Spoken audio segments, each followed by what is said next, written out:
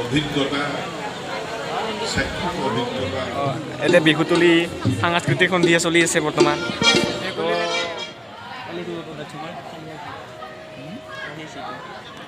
খবৰ আপোনালোকৰ আশা কৰোঁ সকলোৱে চাগে খবৰ পাতি ভাল আৰু মোৰো বৰ্তমান ভালে আছোঁ বহুত দিনৰ পিছত আজি ব্লগ বনাইছোঁ 3 মাহ 4 মাহ মানে হ'ল মই ব্লগ বনোৱা নাই আজি ব্লগ বনাইছোঁ মানে আজি মই ক'ত গৈ আছোঁ আপোনালোকে থাম্বনেইলত চাই গমেই পাইছা আজি মই গৈ আছোঁ গুৱাহাটীত আজাৰাত তাতে আমাৰ শিক্ষামন্ত্ৰী কি কয় ৰণোজ বিগু তেখেতেও আহিব তেখেতক দেখা পাম নে নাপায় এইটো নাজানো তথাপিও আমি গৈ আছোঁ আমাৰ কলেজত আহিব সেইটোৰ কাৰণে আমি এতিয়া ৰেডি আৰু ওলাইছোঁৱেই এতিয়া যাম আৰু যিমানখিনি পাৰোঁ মই আপোনালোকক দেখাবলৈ চেষ্টা কৰিম আৰু আমি এতিয়া অটো ষ্টেচনলৈকে যাব লাগিব তাৰ পৰা আমি তালৈকে ৰাণীগেটলৈকে যাম আৰু যিমানখিনি পাৰোঁ আপোনালোককো দেখাবলৈ চেষ্টা কৰিম আজি মই ভাতটো খোৱা নাই ৰাতিপুৱা উঠি চাহ খালোঁ চাহ খাই কিনে এতিয়া গৈ আছোঁ আৰু আপোনালোকে চাই থাক আৰু আগলৈ কি হয় বলক তো গাইজ ফাইনেলি অটোত উঠিলোঁ আমি এতিয়া গৈ আছোঁ কলেজলৈ আৰু আজি আমাৰ শিক্ষামন্ত্ৰী ৰণোজ বিগু ডাঙৰীয়া আহিব বুলি কৈছিলে সেইটোৰ কাৰণে আহে নে নাহে চাওঁ আৰু আপোনালোকে শেষলৈ চালে গম পাব আহে নে নাহে আৰু এতিয়া বলক আমি ৰাণীগেটলৈ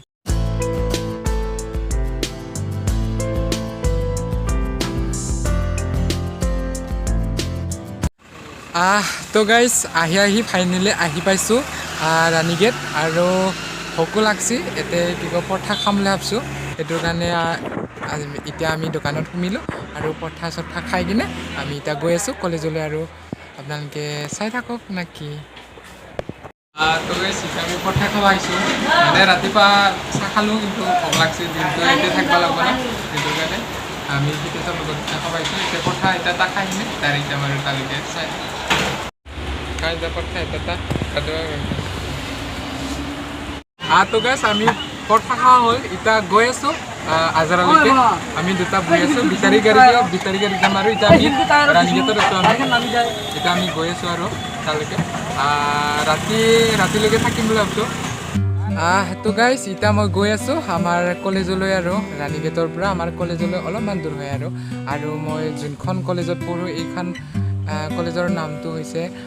ৰাজদৰবাৰ উচ্চতৰ প্ৰাথমিক বিদ্যালয় এখন কলেজ নহয় বুলি কয় সকলোৱে তথাপি আৰু মই কলেজ বুলি কৈছোঁ যদি ফুলবান্তি হৈছে বা ফুল হৈছে তেতিয়াহ'লে আপোনালোকে এইটো শুধৰাই দিব আৰু মই এনেই কলেজ বুলি কওঁ আৰু কলেজ বুলি কৈ ভাল লাগে আৰু সেইটো কাৰণে কলেজ বুলি কৈছোঁ এতিয়া গৈ আছোঁ আৰু তাতে আমাৰ শিক্ষামন্ত্ৰী ৰণোজ বিগু ডাঙৰীয়াই তেখেতে অহা কথা আছিল আহিব কিন্তু অলপ দেৰি হ'ব আৰু সেইটো কাৰণে কৈছিল আৰু মেমহঁতে যে ৰাতিপুৱা সোনকালে আহিবি বুজিছোঁ সেইটো কাৰণে আমি ৰাতিপুৱা সোনকালে আহিছোঁ আৰু গৈ আছোঁ তাতে কি বা হ'ব নাজানো গ'লে গম পাওঁ আৰু যিখিনি হ'ব সেইখিনি আপোনালোকক দেখাবলৈ চেষ্টা কৰিম বলক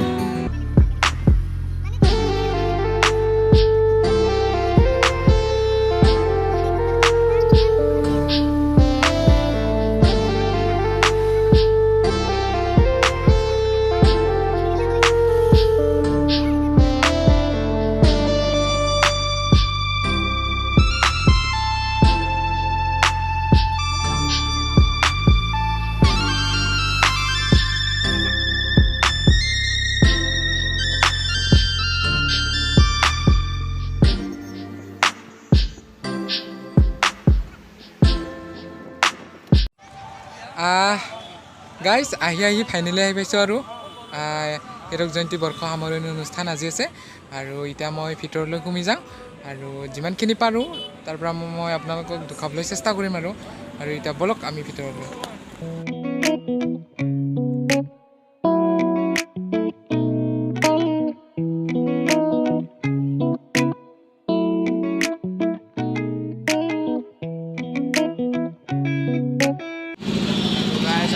প্ৰাৰ্থনা হ'ব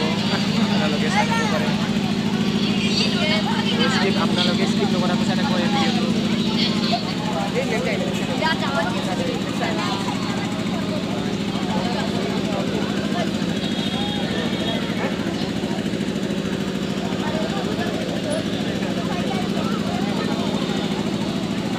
স্কুলৰ ছাত্ৰ মূৰত নহয়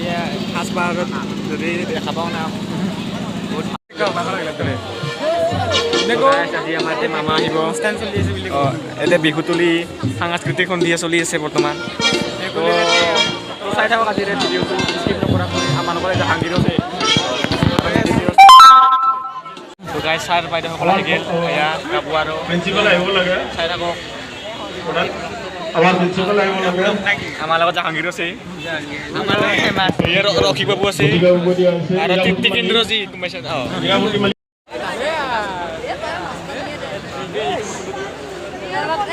দিনেশ চাকৰিয়া যাব লাগে পবিত্ৰ কুমাৰ দাস যাব লাগে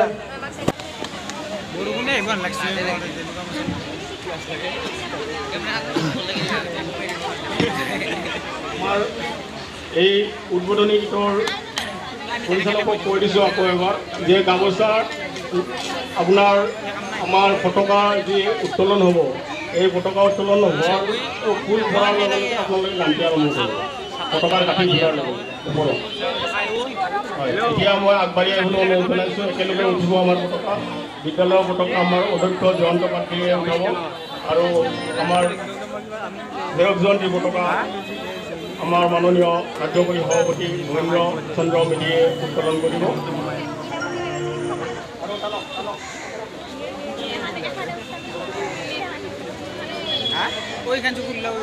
আজিও আছে কাম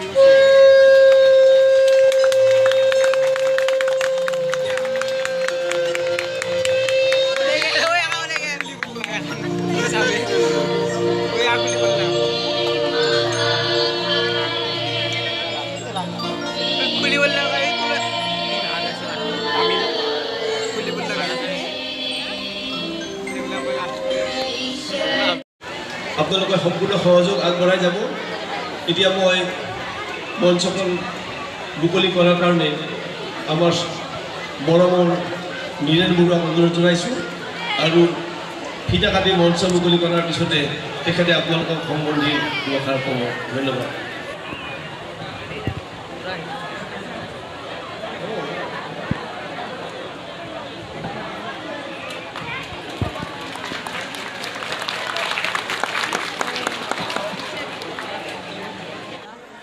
তো গাইজ ফাইনেলি চাওক আমাৰ শিক্ষামন্ত্ৰী ৰণোজ পেগু ডাঙৰীয়া আহিছে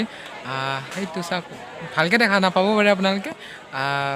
অলপমান আমাৰ পৰা অলপমান দূৰত সেইটোৰ কাৰণে ভালকৈ দেখা নাপাব পাৰে আৰু মই আপোনালোকে চাই লওক আৰু বহুত পৰ ৰখি কিনে এতিয়া বাজিল 3:30মান বাজিল আৰু আপোনালোকে চাই লওক